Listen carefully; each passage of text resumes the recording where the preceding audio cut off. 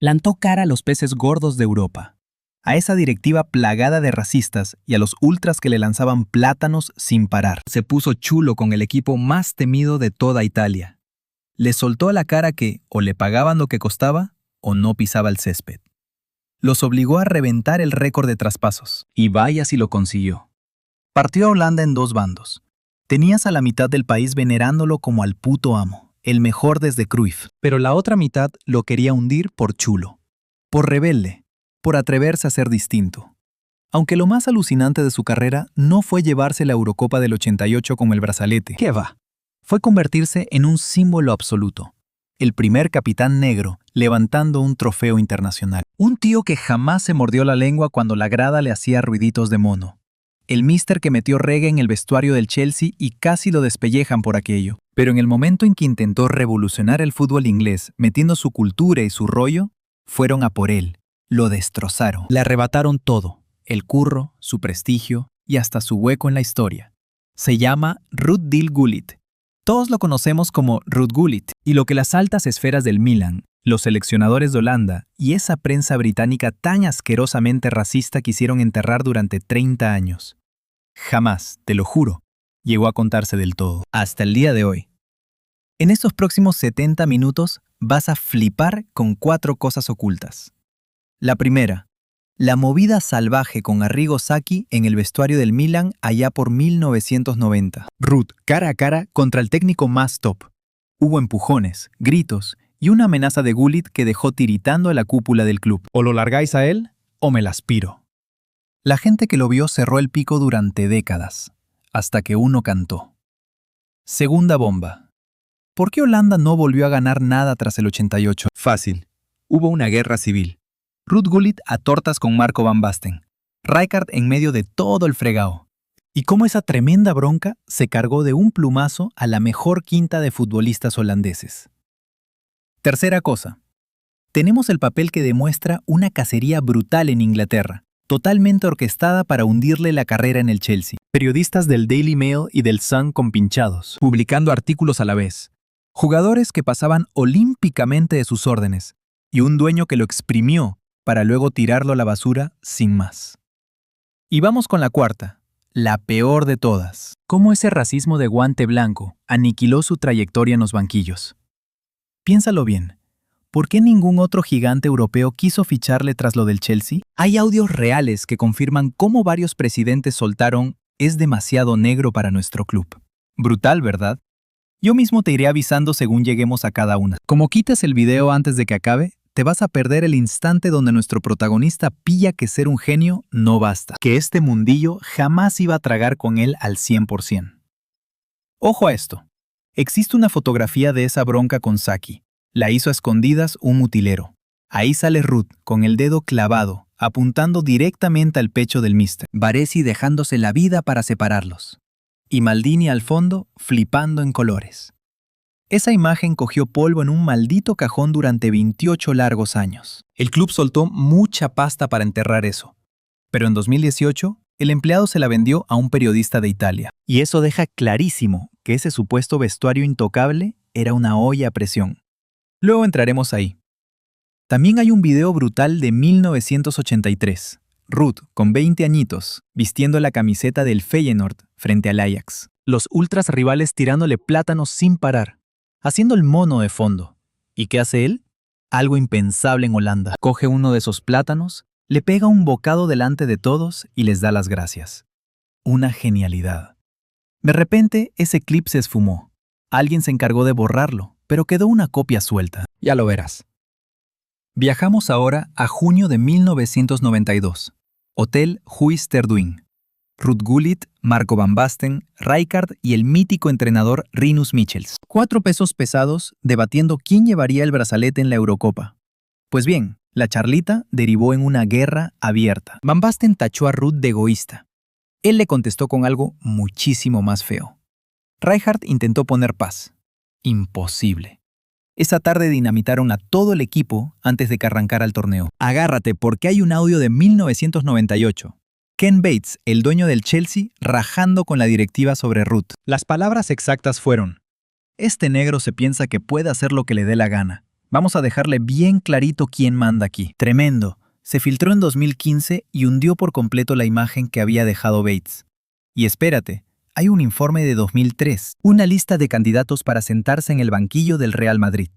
Ruud estaba ahí. Sobrado de experiencia, de hecho, le daba 1000 vueltas a la mayoría de los demás nombres. Pero a alguien se le ocurrió dejar una nota a bolígrafo. No encaja con el perfil del club. Ese miserable papel es la prueba de que el racismo en el fútbol no desapareció mágicamente en los años 90. Solo aprendieron a esconderlo mejor. Pero para entender esta locura, primero tienes que saber de dónde viene el chaval. Empatizar con lo que significaba ser negro en los años 70. Vayamos a su infancia. Ámsterdam. 1 de septiembre de 1962. Esa ciudad que nos vendían como súper progre, liberal y tolerante. Mentira. Eso solo aplicaba si eras blanco. Ahí nació Ruud. Y ojo, no en un hospital, sino en su propia casa. Su madre, que venía de Surinam, no se fiaba un pelo de los médicos de allí.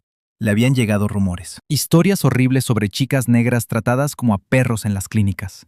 Bebés que se esfumaban sin dejar rastro. Su padre, George Gullet, también de Surinam, una antigua colonia en Sudamérica, se plantó en Ámsterdam en 1958 buscándose la vida. Se dejaba el lomo 12 horas diarias en una fábrica, 6 días a la semana tragando polvo. ¿Para qué? Para cobrar la mitad que los blancos por el mismo curro. Y su madre, Ria, frotando suelos, en casas de gente pudiente que la miraba como si fuera un mueble.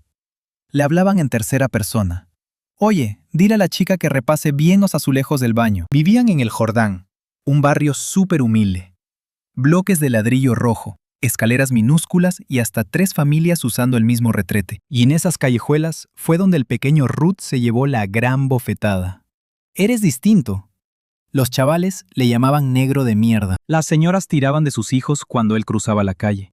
En las tiendas, le seguían por los pasillos seguros de que iba a mangar algo. A los 7 años no aguantó más. ¿Por qué me odian tanto? Ella sin dudarlo le dijo, no te odian a ti, odian lo que representas. Sin embargo, había algo que Ruud clavaba, que cualquier chaval blanco, que era reventar la pelota al fútbol. Y la verdad, ese don era su única salida real. Con apenas 8 añitos, el tío ya jugaba en las calles de Jordán contra chavales de 15. Olvídate de balones de cuero o césped. ¿Qué va? Pelota de trapo, asfalto puro, esquivando coches aparcados. Y ahí veías que el chaval no era normal. Una técnica de locos. Perfecto. Rapidísimo. Una bestia física. Listo a más no poder. Pero ojo, también era un chulo de cuidado. Iba sobrado de confianza y te retaba con la mirada. Pasádsela negro, no paraban de gritar los otros críos.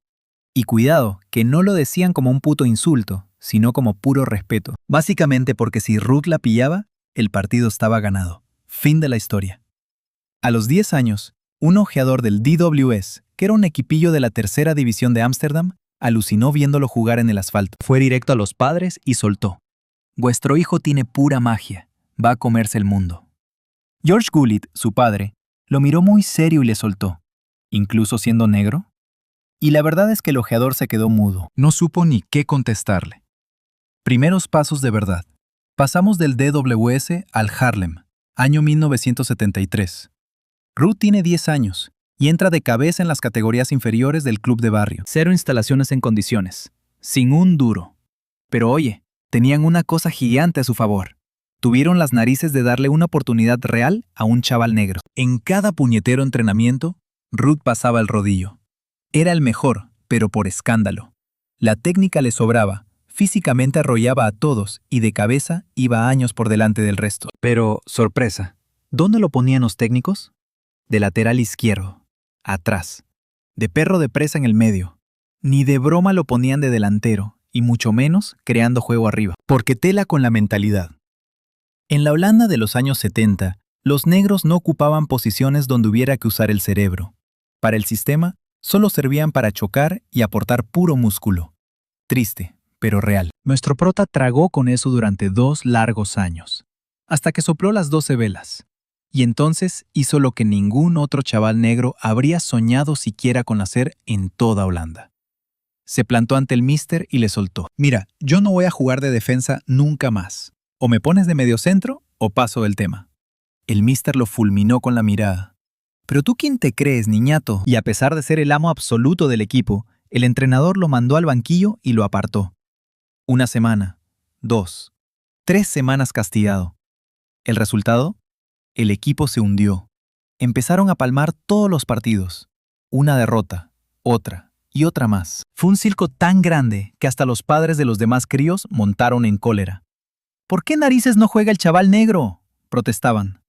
Al final, al orgulloso entrenador no le quedó otra que bajarse los pantalones. Ruth volvió a la cancha jugando en el medio del campo, y milagro, volvieron a ganar de paliza. Aquello, amigos míos, fue la primerísima gran guerra de Ruud Gullit contra un sistema podrido que solo buscaba encasillarlo en un molde. Y sí, ganó él. A los 16 añitos ya estaba debutando en la máxima categoría con la camiseta del Haarlem. Vale, un equipo que solía ser de segunda, pero esto ya era fútbol profesional. Su debut, partido del Haarlem contra el Utrecht. Estamos en 1978. Minuto 60. Entra al campo un chaval de 16 años con unas rastas increíbles hasta los hombros. Imagínatelo. El primer jugador en la historia de Holanda con semejante estilo. Y la grada del Utrecht da asco. Empiezan en masa a imitar los sonidos de un mono. Ruud pasa 1000 pueblos de ellos, controla la bola, le rompe la cintura a un defensa, luego a otro. Zapatazo directo a la escuadra y golazo brutal. ¿Y en la celebración? El tío se frena, clava la mirada en la grada ultra del Utrecht y les planta una sonrisa enorme. Su cara decía: venga, seguid ladrando, que yo os voy a seguir vacunando a goles. Precisamente esa chulería innata, esa pedazo de arrogancia y su forma de ser tan rebelde fueron la gasolina para tocar el cielo del fútbol mundial. Aunque, siendo realistas, esa misma actitud iba a terminar devorándolo poco a poco. Aguantó 3 temporadas completas en el modesto Haarlem, 73 partidos y 32 goles, jugando como dueño del centro del campo. Una barbaridad. Lógicamente, los gigantes olieron la sangre y el teléfono no paraba de sonar. El Ajax, el Feyenoord, el PSV, todos lo querían, pero el chaval eligió irse al Feyenoord. Año 1980, con apenas 18 años. ¿El motivo? El club de Rotterdam le juró por escrito que iba a ser titular desde el primer minuto. Y lo mejor de todo, libertad total para jugar a su maldito rollo. Allí, en las filas del Feyenoord, el gran Ruud Gullit no solo se hizo una estrella de talla mundial, sino que se coronó como el enemigo público número 1 de muchos. Porque lo que pasó durante su etapa en Rotterdam casi desata una guerra civil por temas raciales. Una mezcla de gloria pura y de tener que tragar con un racismo de lo más asqueroso. ¿Te acuerdas del famoso video que te comenté antes? Sí, hombre, el incidente de los plátanos. Pues agárrate porque vas a flipar con lo que de verdad sucedió. Marzo de 1983. Un señor Feyenoord contra Ajax. El puto clásico del fútbol holandés, nada menos. Estadio Olímpico de Ámsterdam a reventar. 50.000 almas en la grada. 45.000 fanáticos del Ajax y apenas 5.000 valientes del Feyenoord. Ruud Gullit, con 20 añitos, ya lucía el brazalete de capitán. Minuto 15. Ruud controla la pelota en el círculo central y la afición local empieza a soltar barbaridades. «Vete a tu país, negro de mierda! ¡Vuelva a Surinam, mono!» Y no contentos con eso, le empiezan a llover plátanos desde la grada. Y te juro que no eran 2 o 3 perdidos. Cientos de plátanos cayendo como lluvia. Los árbitros, de brazos cruzados. Algunos jugadores del Ajax hasta se descojonaban. El míster de Ruud, desde la banda, le pegaba unos berridos brutales pidiendo que pasara del tema. Pero claro, estamos hablando de Ruud. Él no ignora a nadie. Se va caminando directo hacia uno de los plátanos, lo pilla del césped, lo pela y le pega un buen bocado. Se lo traga y para rematar, levanta la mano dándole las gracias a los ultras. Te cagas. Todo en estadio colapsa por completo. Algunos tarados del Ajax se partían el pecho, pero la gran mayoría se les cruzaron los cables del todo. Empezó a caer una lluvia de botellas de cristal. El árbitro tuvo que parar el encuentro 5 minutos. Y ojo, la policía tuvo que meterse en el campo repartiendo palos. Pero lo más fuerte viene al día siguiente. Abre los periódicos del país y ni una mención al racismo. Todo el palo iba para el mismo lado. Gullit incita a las masas. Gullit es un egocéntrico buscando casito. O la mejor de todas. Gullit es la manzana podrida. Nos vamos a la rueda de prensa tras el lío. Una sala a reventar de periodistas.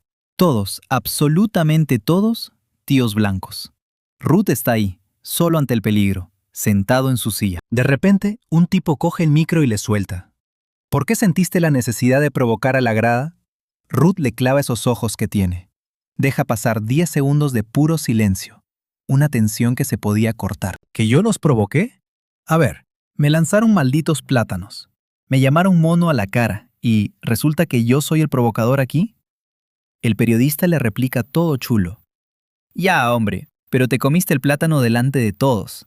Eso es provocar, sin duda alguna. Pues la verdad, colega, es que me entró hambre. Varios de la sala empezaron a soltar risitas nerviosas. Incomodidad brutal. Otros directamente aporreaban las libretas con cara de pocos amigos. A la mañana siguiente los kioscos escupían un titular asqueroso. Gullit se ríe de los incidentes racistas. Afirmaban que no le daba ninguna importancia al drama. Justo ese día, al chaval le quedó grabada a fuego, una lección que le amargaría bastante el resto de su vida. Que esta sociedad opina que, si eres negro y tienes las agallas de defenderte, mágicamente pasas a ser el malo de la película. Pero a él le daba igual. No pensaba bajar la cabeza y siguió sacando pecho en el campo. Temporada 82 a 83. Su Feyenoord levanta la Copa de Holanda, con Ruud coronado como el auténtico pichichi de su plantilla, firmando 19 goles. Como era normal, el PSV Eindhoven se encaprichó de él a lo bestia.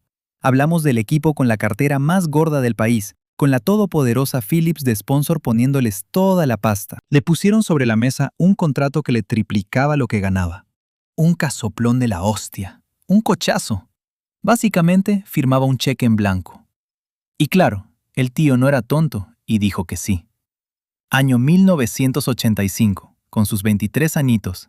La etapa en el PSV Eindhoven fue otro rollo completamente diferente. Una historia muchísimo más seria, mucha más ambición y rodeado de tíos que eran de clase mundial absoluta. Pero claro, Ruud siempre tenía que dejar su marca y llegó poniendo una exigencia encima de la mesa. Quería el brazalete de capitán, sí o sí. Los jefazos de traje se rieron en su cara. «Acabas de llegar, chavalote. Esto hay que sudarlo», le soltaron. ¿Y qué hizo el tío? Amenazó con hacer las maletas ahí mismo. O me dais la capitanía ahora, o me largo por donde he venido. Al final tragaron, y fíjate tú por dónde, se hizo con el honor de ser el primerísimo capitán negro en toda la historia del club. Y no decepcionó a nadie. Temporada 85 a 86. El PSV se proclama campeón absoluto de liga. Gullit, para variar, elegido el crack indiscutible del campeonato. Al año siguiente, campaña 86 a 87, el equipo revalida el título de liga sin despeinarse. Y él vuelve a llevarse el premio a mejor jugador de todo el país. Y justo ahí sonó el teléfono con la llamada de su vida. El AC Milan, el transatlántico más grande de toda Italia, que por aquel entonces era la joya de la corona de Silvio Berlusconi, el tipo con más pasta del país. Le pusieron delante la locura de $6 millones limpios al año, una salvajada de dinero que lo convertía de golpe en el jugador mejor pagado del mundo. Y además soltaban un traspaso histórico de $18 millones para el PSV, el récord absoluto mundial hasta la fecha. Ruud no lo dudó y aceptó el bombazo, aunque bueno, antes de irse tenía un asuntillo muy personal que resolver, cuando hablemos de Países Bajos y su ansiada conquista. Llegó por fin esa Eurocopa de 1988, el momento de tocar el cielo. Era junio de 1988, en plena Alemania Occidental. Allí, la selección neerlandesa aterrizaba con la vitola de gran favorita, y con muchísima razón. Ruud Gullit, el inmenso Marco van Basten, Frank Rijkaard y Ronald Koeman. Sinceramente, hablábamos de la quinta más brutal desde aquella dorada etapa de Johan Cruyff. Ahí estaba Rinus Michels, ese genio absoluto que parió el fútbol total, dirigiendo el cotarro y dándole el brazalete a Ruud. El debut fue pura tensión. Países Bajos 1, Unión Soviética 0. Nuestro hombre marcó un testarazo brutal tras saltar casi 3 metros. Una salvajada. Luego vino el segundo cruce, un soso empate a 0 contra Inglaterra que dejó dudas. Ya en el tercer duelo ganaron sufriendo, 1-0 a Irlanda. Con ese resultado se plantaron en semifinales. Y tocaba el coco, Países Bajos contra Alemania. El clásico por excelencia. El choque a vida o muerte para cualquier neerlandés de bien. 20 de junio de 1988. El escenario era el mítico Volksparkstadion en Hamburgo. Imagínate la que había liada.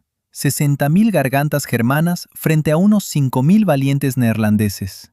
Se podía cortar la tensión. Y ojo, los locales se adelantaron 1-0. Corría ya el minuto 74.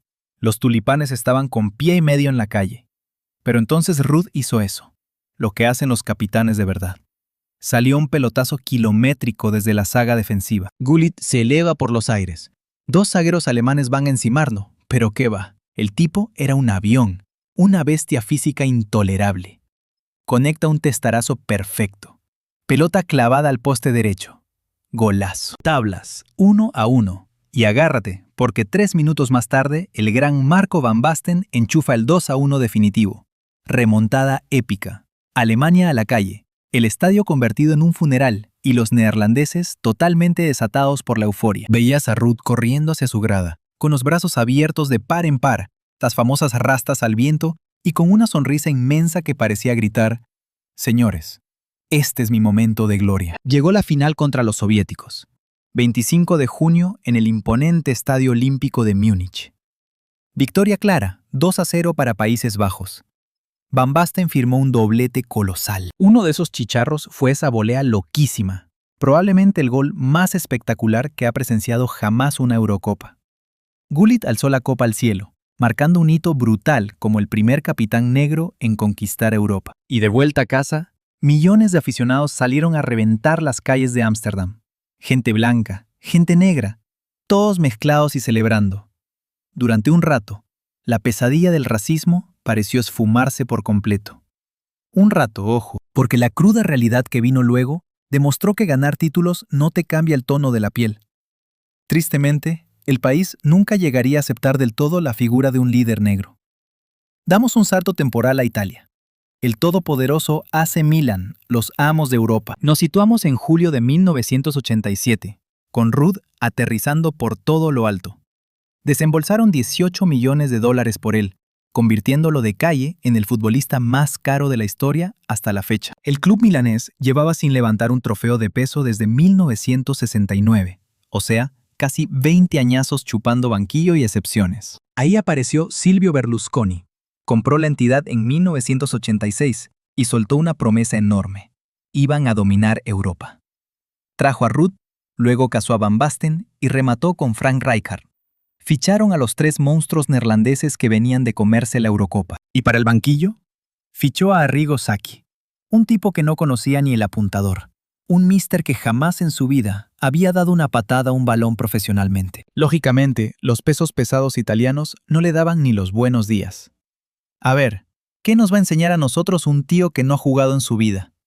Pero cuidado, porque Sacchi traía en su libreta unas ideas completamente marcianas. Presionar arribísima, defender con 4 tipos en línea y obligar a todos a correr como absolutos animales.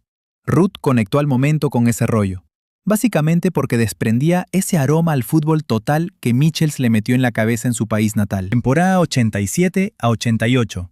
Milan se corona campeón de la Liga Italiana tras un bache de 9 larguísimos años. Justo en ese glorioso 1988, Gullit se llevó el Balón de Oro. Ya era el rey del deporte mundial.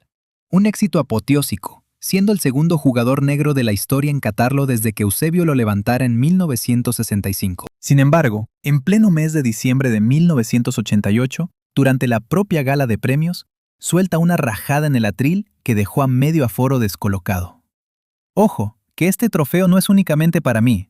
Esto es por todos esos chavales negros de Europa que persiguen su sueño de jugar al fútbol en la élite, para que tengan clarísimo que sí se puede llegar.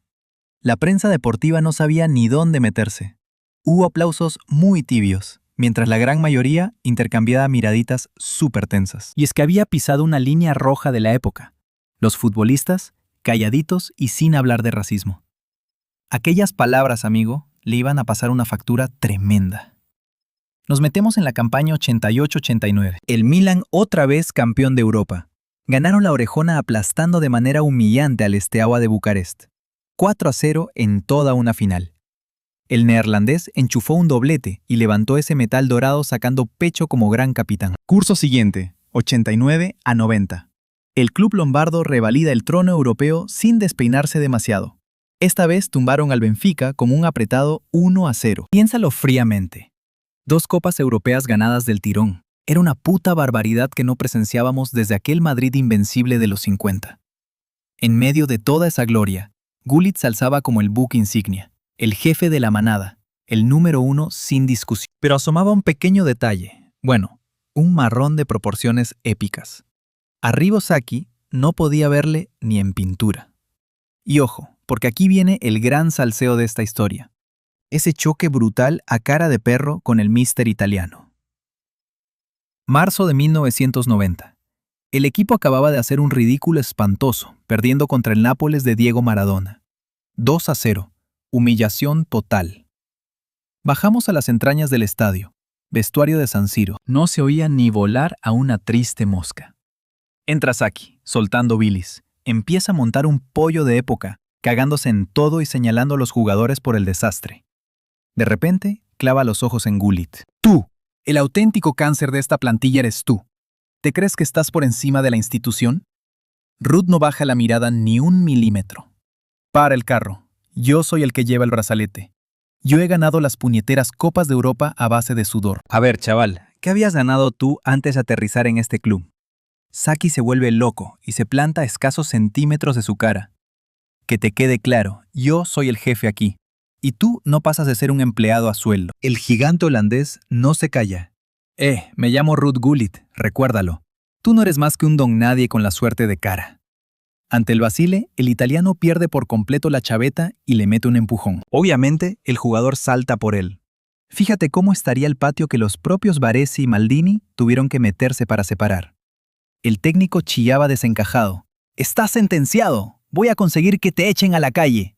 Y el 10 le reta. «¿Lo llevas claro? O te vas tú, o soy yo el que hace las maletas». Aquí uno de los dos sobra por completo. Dicho eso, pegó un portazo brutal y se marchó. Nada más salir el sol al día siguiente, se plantó en los despachos para encararse con Silvio Berlusconi. Fue directo al grano. «Presidente, mira, o despides a este tío hoy mismo o me pones ya el cartel de transferible». Y claro, Berlusconi apostó por el entrenador. Básicamente porque el hombre era italiano, porque encajaba en su molde y sobre todo, porque jamás le cuestionaba absolutamente nada. Fue en ese preciso instante cuando Gullit recibió el mazazo de realidad. Da exactamente igual todos los trofeos que ganes, porque si eres de raza negra, en el fondo, siempre te van a tratar como una simple pieza prescindible. Eso sí, nuestro protagonista no pensaba salir corriendo con el rabo entre las piernas, para nada. Iba a aguantar, ¿y de qué forma? Su última temporada en Milán se convirtió en una auténtica película de terror, un declive absoluto, una guerra en las trincheras del vestuario milanista. Llegó el curso 90-91. La tensión constante entre Gullit y el italiano se disparó. El entrenador le castigaba dejándolo chupar banquillo. Cuando tocaba salir a jugar, Ruud se cruzaba de brazos. Le freían a multas y el bueno de Ruud, de forma descarada, no ponía ni un duro sobre la mesa. Como era de esperar, la plantilla saltó por los aires. Por una esquina tenías a los fieles que cerraban filas en torno a Gullit. Lógicamente, ahí andaban sus colegas Rijkaard y Van Basten, respaldados por vacas sagradas del fútbol italiano como Baresi o Costa Curta. Y en la otra trinchera, la guardia de Saki. Principalmente chavales canteranos, gente que se moría del miedo pensando que un mal paso les mandaría al ostracismo. Todo estalló definitivamente cuando, allá por diciembre de 1990, llegó la peor de las noticias. Una caída fatal. Ruud se machacó la rodilla derecha. Rotura de ligamentos. Paso urgente por el quirófano y 6 meses viendo el fútbol desde el sofá. A Saki se le iluminó la mirada al verla así. Se acabó. Este tipo ya es historia. Olvidaos de que vuelva a ser el de antes. Ponedle un lazo y vendedlo ya, soltó. El presidente le compró el discurso. La guasa fue que, en pleno mes de junio de 1991, Saki pegó la espantada y renunció. Le entró el gusanillo y se marchó a intentar ganar algo dirigiendo a la mismísima selección italiana. Sin embargo, en Milán, la fractura ya era irreversible. El 10 regresó a los terrenos de juego, pero esa magia sencillamente se había esfumado. Se le veía mucho más tosco, falto de chispa y potencia. Tocó fondo. Temporada 91-92. Aquel Milan dominaba Italia, sí, pero naufragó de lleno en Europa. El Fútbol Club Barcelona los barrió en la final con un doloroso 4-0. Menuda paliza histórica. y encima saltó al césped hecho polvo. Fabio Capello, recién llegado al banquillo, forzó la máquina a lo bestia.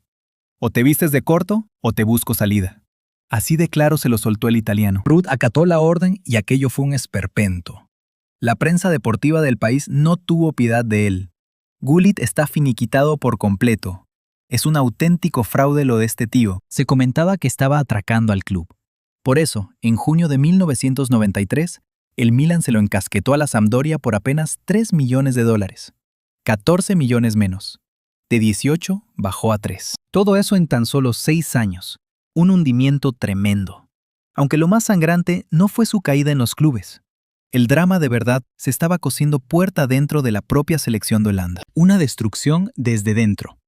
Eurocopa de 1992. Agárrate, que aquí suelto el segundo bombazo que te dejé en el aire. ¿Por qué Países Bajos no volvió a levantar un trofeo en su vida? ¿Te suena aquella encerrona en el hotel con Ruud, Van Basten, Rijkaard y Michels? Pues ha llegado el momento de saber lo que ocurrió. Junio de 1992. El equipo se ponía a tono para la Eurocopa sueca.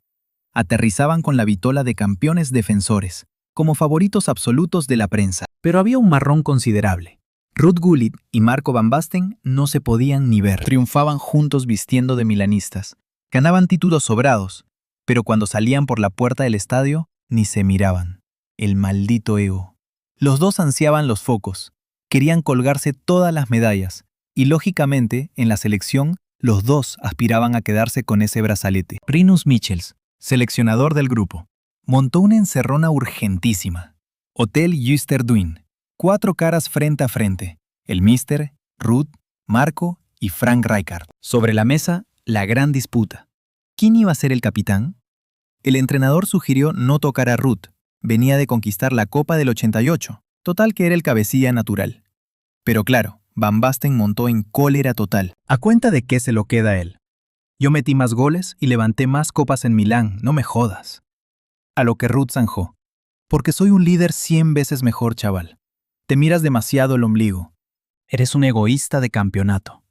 Mira el otro. Habló de putas latacones. Saltó el delantero. Casi se lían a golpes. Rijkaard saltó a mediar. Michels exigió silencio gritando: «¡Sentaos ya!». Pero ya daba igual. Esa herida en el grupo era 100% definitiva. El seleccionador cortó por lo sano. Ruud seguía mandando. A Van Basten le tocaba aguantar el chaparrón. Terminó tragando saliva y aceptó el castigo, pero jamás lo perdonó. Eurocopa del 92. Arranque el torneo. Holanda consigue un 1-0 frente a Escocia. 3 puntos muy sudados. Segundo choque. Batacazo tremendo. Y 0-3 de Alemania. Un bochorno absoluto. Tercera ronda. Los holandeses consiguen 2 goles salvadores. Se metieron en las semifinales de puritito milagro. 26 de junio, en el estadio Ullevi de Gotemburgo. Tocó jugar ante Dinamarca. Los daneses, siendo la grandísima sorpresa de la Copa, mandaban con un 2-1. Corría el minuto 85. Urgía empatar. El seleccionador miró al banquillo pidiendo que Ruud entrara al campo. El jugador calentó velozmente. Van Basten, desde el césped, le clavó una mirada totalmente asquerosa. Aquello iba a destiempo. Gullit apenas sumó 5 minutos. No hubo forma. Pasaron los daneses, dejando a Holanda fuera del mapa. Tras el pitido final y directos al vestuario, Marco escupió una barbaridad delante de todos los chavales. Si a mí me hubieran dejado el brazalete, hoy ganábamos seguro. Ruud no se lo pensó 2 veces. Se levantó de un brinco y encaró a Van Basten. Hocico con hocico. Coronamos ese campeonato bajo mi mandato, y nos vamos a casa hoy por tus caprichos de estrellita. Marco soltó un manotazo tremendo, y por supuesto, Ruud se lo devolvió bien rápido de lleno. Rijkaard saltó en plan escudo, y el seleccionador, con sus 63 añazos, pegó un alarido de locos. ¡Se acabó la tontería! Os habéis cargado el espíritu de la naranja mecánica por completo. Fue punto y final. Jamás de los jamases volvieron a compartir la camiseta del combinado nacional. Y curiosamente, Países Bajos no rascó ni un solo título más de élite. Llega la etapa en la Sampdoria y su descenso a los infiernos. Año 1993. Aterriza en la ciudad italiana de Génova para fichar por un cuadro que venía de arrasar en la copa local con bestias como Roberto Mancini o Gianluca Vialli. ¿El problema? Aterrizó con 31 años. Estaba fundido, muy lastrado por lesiones y bastante torpe. Ya había perdido la chispa. Aguantó una sola campaña. 22 choques, unas tristes 3 dianas. Rendimiento totalmente nefasto. Al expirar su contrato en 1994, ningún gigante europeo le hizo ojitos. Finalmente, el Chelsea de Inglaterra, un equipo de los del montón por aquel entonces, le tiró el anzuelo pidiéndole compaginar como jugador y míster. Tragó con ello, no por amor al arte, sino por pura falta de pan. Pisó Londres en julio del 95. Con 33 palos, se sacó de la manga un par de cursos más, rascando 53 tristes apariciones y solo 5 goles a favor. Tras eso, en el 97, con sus 35 primaveras, cortó la coleta, aunque curiosamente en los banquillos apenas acababa de despegar, porque en circo que montó en Stamford Bridge opacó por completo su faceta de oro. Llegaba al Chelsea revolucionario bajo los mandos de un tipo inconformista. Aquí va el tercer gran secreto que tenía guardado en la manga. Todo el asqueroso complot para hundirle vivos allá en el Reino Unido. Corría 1996. El tipo, repartiendo instrucciones y patadas a partes iguales en el Club Azul, desbarató las reglas del fútbol británico. Fomentó otra mentalidad desde las duchas. Arrancó pinchando discos de reggae antes de cada pitido inicial. Sonaba el mismísimo Bob Marley. Trajo sangre forastera. Fichó a los italianos Gianfranco Sola o Roberto Di Matteo. Y también casó a Frank Leboeuf cruzando de tierras francesas. Promovió el fútbol champán, siempre al ataque, combinaciones brutales, toques maravillosos.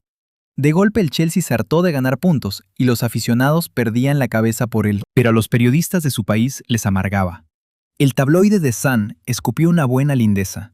¿A qué viene toda esta musiquita de negros del entrenador? El Daily Mail atacó argumentando que estaba aniquilando el puro ADN inglés. Y el famoso Daily Telegraph rajó acusando un exceso brutal de forasteros. Excusas baratas. Era racismo puro y duro escondido bajo discursos patrioteros y de costumbres rancias. Pese a los ataques, no se achantó en ningún momento. Mantuvo su estilo a rajatabla. Total, que en mayo del 97 conquistaron la maldita FA Cup, su primer título gordo tras 26 larguísimos años comiendo polvo. El chaval rompió una barrera histórica siendo el primer preparador negro capaz de salir victorioso en suelo británico. Y la grada azul no se cortó un pelo, sacándolo a hombros en volandas. Ya era el puñetero monarca de la ciudad. Pero Ken Bates, el pez gordo de la directiva, andaba bastante cabreado. Regresamos a aquella cinta prohibida. La charlita secreta de la cúpula. Pon toda la atención para escuchar el pastel. Situémonos en pleno verano del 97, despachos centrales de las oficinas londinenses. Bates debatía a puerta cerrada con la directiva y 3 altos ejecutivos. Un pobre desgraciado dejó grabando su cassette. A saber si de rebote o por venganza, pero el audio casó a Bates soltando pestes. Este chaval se cree que el estadio es suyo. Trae al que le da la gana sin control ninguno. Un directivo salta asustado. Oye, ¿qué está arrasando? Bates le fulminó. Me importa un pimiento. Este tipo tan subidito de tono va a entender su posición. Se va a enterar de quién firma la nómina aquí. El otro pregunta asombrado cuál es el plan de choque. Para empezar, le reventamos totalmente la cuenta bancaria. Luego filtramos trapos sucios a cualquier medio de comunicación. Y para terminar, si no entra en vereda, a la puñetera calle directamente. Tamaña salvajada vio la luz en el 2015. Pasaron 18 añazos, claro está, pero le dio completamente la razón al entrenador. Querían echarle tierra encima desde el principio. Una conspiración clara para aniquilarle en esa campaña del 97 al 98. La etapa en el Chelsea arrancó de maravilla, liderando la tabla de clasificación. Pero claro, la cosa se torció bastante en enero de 1998. Rudd tuvo una bronca monumental con Ken Bates por dinero. Gullit cobraba 200.000 libras al año, una miseria en aquel entonces si mirabas al resto. Cobraba bastante menos que varios de sus propios jugadores, y hasta menos que entrenadores de equipos súper humildes. Así que fue directo a pedir un aumento. Bates le ofreció unas tristes 50.000 libras extra. «Esto es un insulto», soltó el holandés. «Es lo que hay», sentenció el jefe. Su respuesta fue tajante. «Pues ahí os quedáis». Dicho y hecho. En febrero de 1998, Ken Bates echó a Ruud Gullit. Hablamos del técnico que les había hecho campeones de Copa. El tipo que acababa de revolucionar por completo al club. A la calle. La afición montó en cólera, lógicamente. 10.000 seguidores cabreados marcharon hasta Stamford Bridge cantando «Gullit se queda, Bates vete». Pero dio igual. Estaba fulminado. Y lo que vino después fue durísimo. Silencio absoluto. Un olvido premeditado. Ese racismo silencioso. El que no te insulta a la cara, sino que deja de llamarte. Siguiente parada. El desastre en Newcastle. Un fracaso histórico. Agosto de 1998. El Newcastle United decide ficharlo. Un histórico del norte. Un gigante con una hinchada enferma por el fútbol. ¿El problema? Vestuario en llamas. Cero presupuesto, sin fichajes a la vista y con una directiva caótica. Aún así, intentó meter su filosofía de juego. Siempre al ataque, mimando el balón. Ni caso. La vieja guardia de jugadores ingleses lo ninguneaba a diario. Pasaban olímpicamente de las tácticas y se reían a sus espaldas por su acento. El peor de todos fue Alan Shearer. El gran capitán, la leyenda local, jamás lo tragó como jefe. Llegó a decir por lo bajini algo muy feo. No pienso acatar órdenes de un tío que no ha pisado un campo en Inglaterra en su vida. Y claro, los resultados cayeron en picado. Derrotas absurdas, empates aburridos y el equipo hundido en mitad de la tabla. La prensa sensacionalista, cómo no, lo hizo pedazos de nuevo. No tiene ni idea de nuestro fútbol. Es demasiado forastero. Básicamente, le decían que cogiera las maletas y se volviera a su casa. La paciencia se agotó en agosto de 1999. Tras 8 partidos seguidos sin rascar una victoria, le enseñaron la puerta.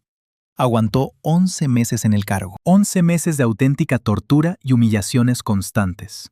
Fue entonces cuando se le cayó la venda de los ojos. Inglaterra jamás aceptaría a un Mister Negro. Daba igual lo que supiera de fútbol o lo que hubiera levantado como jugador. Cero. A partir de aquí entra en el ostracismo total. Y esta es de verdad la última revelación brutal que os prometí. Atentos, porque el tipo no volvió a sentarse en el banquillo de un club top. Año 2000. Gullit tiene 38 añitos, leyenda viva del deporte, ganador de 2 orejonas, tremendo balón de oro, rey de Europa con su país. Y sin embargo, el teléfono no suena. Ni Arsenal, ni Liverpool, ni el United. Tampoco el Madrid, el Barça o el Bayern. Nada de nada. Esos gigantes prefirieron fichar a técnicos que no le llegaban a la suela de los zapatos en palmarés o conocimientos. Pero él estaba vetado. Ya en el 2004, concedió una charla al diario británico The Guardian, una entrevista mítica que mucha gente ha borrado de su cabeza. El periodista fue al grano. ¿Por qué demonios no consigues trabajo? Su respuesta puso los pelos de punta. Yo sé perfectamente el motivo. Todo el mundo aquí lo sabe. Nadie lo dirá en voz alta, y no seré yo quien saque la carta del racismo. Pero vosotros sois listos. Ese famoso informe confidencial de la capital del que os hablé antes. Agarraos, porque ahora viene la verdad. 2003. En las oficinas del Bernabéu buscan recambio urgente tras echar a la calle a Vicente del Bosque. Jorge Valdano, moviendo los hilos en la dirección deportiva, elabora su lista de elegidos. Y sí, el nombre de Ruud estaba ahí. Un currículum que asustaba. Balón de oro, rey de Europa por partida doble en el césped, campeón continental de selecciones y, ojo, entrenador ganador en Wembley. Le daba 1000 vueltas al resto de nombres del papel. Pero de repente, ¡boom! Al lado de su apellido alguien puso a bolígrafo una nota demoledora. Este no pega ni con cola con nuestra imagen. La mano que sostenía ese bolígrafo era la de Florentino Pérez, el jefazo máximo. Lo más fuerte, ese papelazo acabó filtrándose en 2016. 13 añazos tapado. Un periodista español lo sacó a la luz y se montó un escándalo tremendo. Florentino, obvio, lo desmintió en rotundo. Paparruchas, yo de racista no tengo un pelo. Pero qué va, el dichoso folio era auténtico. Su letra estaba ahí. Y ahí ponía claramente que no cuadraba con la estética de la Casa Blanca. Traducción para los de atrás. Es demasiado negro. Así de cruel fue su destino final. Hablamos del jugador de color con más talento de su época, literalmente vetado del gremio de los místeres por pura discriminación. El último cartucho se llamó Feyenoord, año 2007. Un Ruud con 45 tacos recibe la llamada de su club de toda la vida. Le ofrecen ser el jefe. Era su gran redención en casa. Dijo que sí del tirón. Entró motivadísimo, con unas ganas locas de tapar bocas y demostrar que la pizarra seguía siendo lo suyo. Pero el panorama era dantesco. Arruinados hasta las cejas. Sin blanca para fichar, un vestuario que no daba el nivel y una directiva llena de tejemanejes raros. Duró un suspiro. 6 meses de agonía. 14 tristes encuentros donde solo rascó 4 triunfos, pescó 6 empates y tropezó otras 4 veces. Llegó febrero de 2008 y a la calle de nuevo. Oficialmente lo echaron por los resultados. Mentira podrida. Los de arriba nunca apostaron por él. Básicamente lo usaron de escudo para calmar a unos hinchas que estaban hartos, y a la mínima racha mala le cortaron la cabeza. Tristemente, esa fue la última vez que vimos a este grande dirigir un club profesional. Tenía 46 años y ya estaba jubilado forzosamente de los banquillos. La vida sin el balón rodando. Del 2008 al actual 2026, son 18 años largos. Ahí le vimos reconvertirse en analista para la televisión, paseándose por la BBC, la cadena Sky y un montón de platós holandeses. Un currazo, cobrando bien y súper valorado por todos. Pero joder, eso no le llenaba. Él necesitaba el olor a césped, montar sus tácticas, sentir la presión del fin de semana. Quería guerra. Sin embargo, le echaron el cierre a la puerta para siempre. Fijaos bien, en 2015, cuando explotó todo el lío del audio secreto en Londres, salió a dar la cara. ¿Lo entendéis por fin? ¿Veis por qué tuve que dejar los banquillos tan pronto? No me faltaba talento en la libreta, me sobraba esta basura racista. Le preguntaron si vivía amargado por ello. Yo paso de rencores personales. Solo me rompe el corazón pensar en tantos jóvenes preparados que jamás olerán un contrato porque esta mafia de sistema sigue intacta. Y vaya si la clavó. En pleno 2026, miras a los 92 clubes que conforman el fútbol profesional británico y apenas 3 confían en un técnico negro. España, 0 patatero. Italia sobrevive con 1. Alemania se queda en blanco. Vamos, que la élite de Europa sigue siendo un cortijo exclusivísimo. Y este caso fue la gran prueba del delito. A día de hoy, a principios de 2026, el bueno de Ruud ya gasta 63 primaveras. Vive súper tranquilo en Ámsterdam con su gente. Sigue con la tele y da un montón de charlas desnudando el racismo dentro del deporte de élite. Porque su trayectoria como futbolista es directamente religión. Esos 2 cetros europeos, ese histórico Balón de Oro y el bombazo de la Eurocopa del 88 no se olvidan. Es de los mediocentros más espectaculares que verás en tu vida.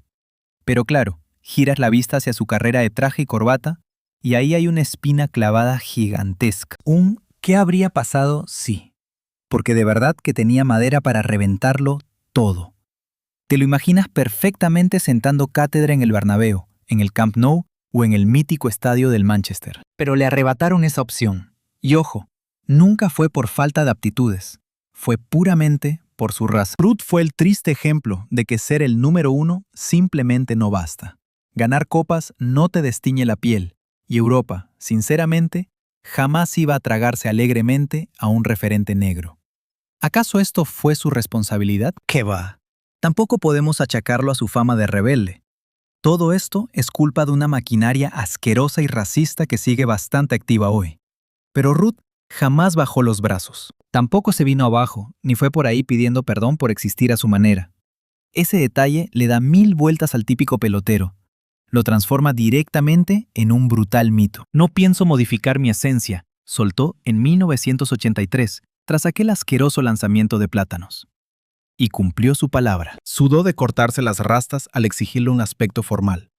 Y siguió pinchando su música, por mucho que repitieran que era simple ruido de negros. Jamás disimuló su forma de expresarse, incluso cuando criticaban su marcadísimo acento extranjero. Esa franqueza tan brutal lo catapultó a mito absoluto, lo coronó como ídolo intocable, imborrable. Aunque irónicamente, tanta pureza reventó su carrera de míster. La élite del fútbol pretendía obligarlo a encajar en su propio molde, un molde súper obediente y mudo. Pero Ruud eligió ir a la suya, costara lo que costara. Gullit nos demostró que la magia no anula el racismo, que coronarte como el número 1 no te blinda frente al sistema, que lamentablemente suele ganar. Pero también nos dejó clarísimo que existen triunfos superiores a una copa. Hablo de tu dignidad, esa franqueza, el inmenso valor de jamás vender tu alma. Oye, si este relato te ha dejado pensando y ahora enfocas la discriminación del estadio desde otra perspectiva, necesito tu apoyo vital para darle voz. Suelta en me gusta y suscríbete rápido. Así logramos que estos relatos sobrevivan al olvido, entendiendo juntos que, honestamente, al maldito balompié le queda demasiada porquería por barrer. Para la próxima, George Best, el maldito genio que asustaba al mismísimo Pelé, Aquel ídolo del Manchester United que levantó su Balón de Oro con apenas 22 añitos. Pero, cosas del destino. Ese vuelo, el alcohol, la noche y los focos lo hundieron sin piedad antes de los 30. Un viaje de brillantez extrema, descontrol y un final amarguísimo. Nos vemos ahí.